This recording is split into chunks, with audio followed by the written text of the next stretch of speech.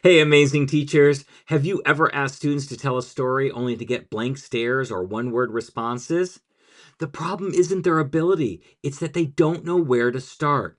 That's where a simple story frame comes in. Instead of throwing them into open ended storytelling, give them a structured frame like one day so and so saw something.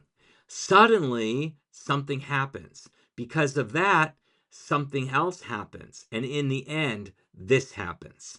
This tiny tweak removes the fear of what do I say and lets students focus on real communication. Let's make this even more concrete. Say you're teaching past tense narration.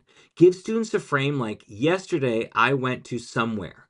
There I saw someone.